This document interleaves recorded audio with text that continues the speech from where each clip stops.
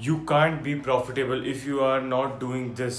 Because अगर आप daily routine में ये चीज़ें नहीं करते हैं तो आप मुश्किल ही हैं अपने ट्रेडिंग करियर में प्रॉफिटेबल हो पाएंगे. First of all, if you are not discipline in your daily life, you are not be able to take decision and be disciplined in trading, because trading requires extreme amount of discipline.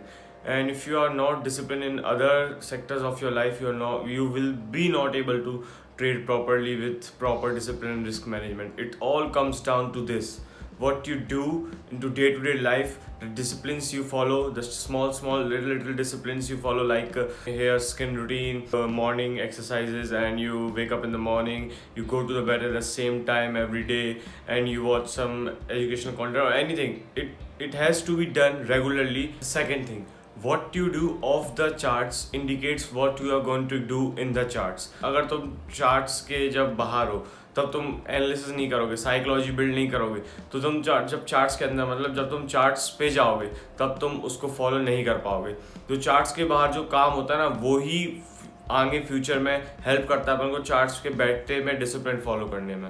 हर चीज़, it will not going to happen any time soon. If you are thinking that कि मैं अगले ही week में profitable हो जाऊंगा या अगले ही next year में प्रॉफिट, अब जब तक तुम गोल सेट करोगे अपना, जब तक तुम प्रॉफिटेबल नहीं हो पाओगे. क्यों? क्योंकि तुम्हारे दिमाग में रहेगा कि हाँ, I have to do this at the end of this year, I have to do this in the end of the week.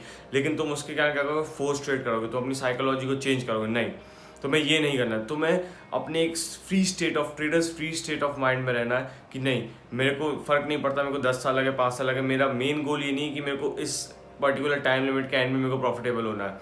मेरा मेन गोल ये है कि मेरे को अपनी हैबिट सुधारनी है, अपने डिसिप्लिन प्लान सुधारना है, ट्रेडिंग सुधारनी है. ये है तुम्हारा plan.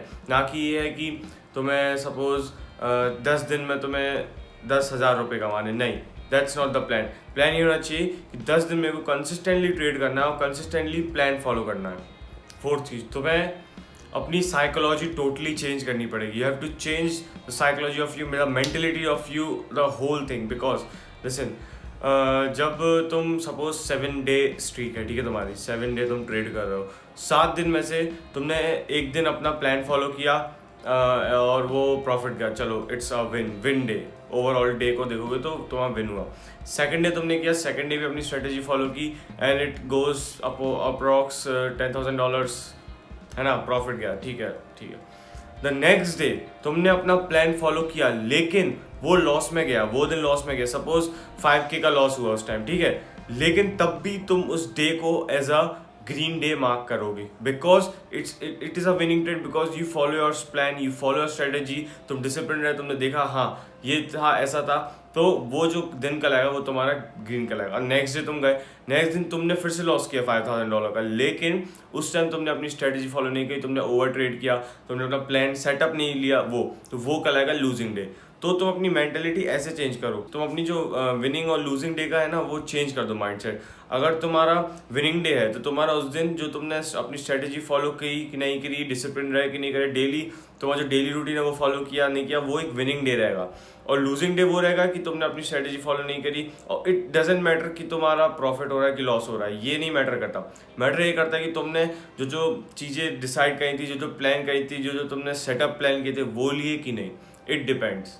And this is the final, the most last thing, जब तक तुम अपनी साइकोलॉजी, अपना माइंडसेट चेंज नहीं करोगे. मेरे को लगता है मैं जिस स्टेज पे हूँ और स्टेज पे और भी ट्रेडर्स हैं, उनको लगता होगा कि नहीं यार, सब बड़े ट्रेडर्स, अभी मेरे को लगता है बड़े ट्रेडर्स सब जितने सक्सेसफुल ट्रेडर्स, वो लोग क्यों बोलते थे 90 to 80% psychology is the main thing, psychology इतना फोर्स करते साइकोलॉजी. तब मेरे को लगता था कि हाँ ठीक है भाई, है तो मेरी साइकोलॉजी अच्छी, क्या करना. नहीं भाई, मैं बता रहा हूँ, जब तक तुम अपनी साइकोलॉजी, अपना माइंडसेट चेंज नहीं करोगे ना, तुम लॉन्ग टर्म ट्रेडिंग से पैसा बिल्कुल नहीं. हाँ, आज कर सकते हो, तो BTC में तुमने सेल लगाया और एकदम से क्रैश हो गया, वो बायबिट वाली न्यूज़ से क्रैश हो गया, तो ख़त्म है.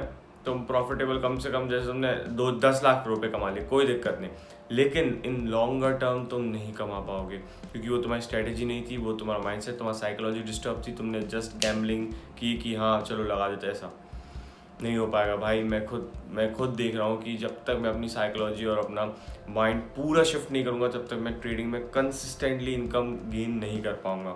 ऐसे तो मैं भी कर लेता हूँ भाई, थोड़ा पैसा कमा, लेकिन नहीं, it is not consistent enough कि दैट उसको मैं as a part time job भी बोलूँ. So that's it's for today's video. अगर आपको वीडियो अच्छी लगी, अगर आपको कुछ भी थोड़ी भी एक पॉइंट पे भी वैल्यू मिले इस वीडियो से, तो आप ज़रूर इस वीडियो को शेयर करना, लाइक करना और चैनल को सब्सक्राइब कर देना। इससे अब मैं कंसिस्टेंटली वीडियो अपलोड करना चालू कर दूंगा। हफ्ते में मे बी 2 और ट्राई करूँगा 3 की, लेकिन मेजरली 2 वीडियोस तो अपलोड कर ही दूँगा। तो thank you for watching guys. और अगर आपको कुछ और चाहिए, मतलब कुछ और सपोर्ट चाहिए या कुछ टेक्निकल एनालिसिस चाहिए, एसएमसी सीखना है, कुछ भी सीखना है, तो आप मेरे डिस्कॉर्ड ज्वाइन कर सकते हैं। डिस्कॉर्ड की लिंक मेरे डिस्क्रिप्शन पे है। और उसके बाद आपको कोई भी लग रहा है कि हाँ I want this next as a next video, I want this topic as a next video, तो आप मेरे को कमेंट कर सकते हैं। डिस्कॉर्ड पे मैं बात करता रहता हूँ, काफ़ी एक्टिव रहता हूँ, तो डिस्कॉर्ड पे मेरे को लिख सकते हैं कि bro please do this video next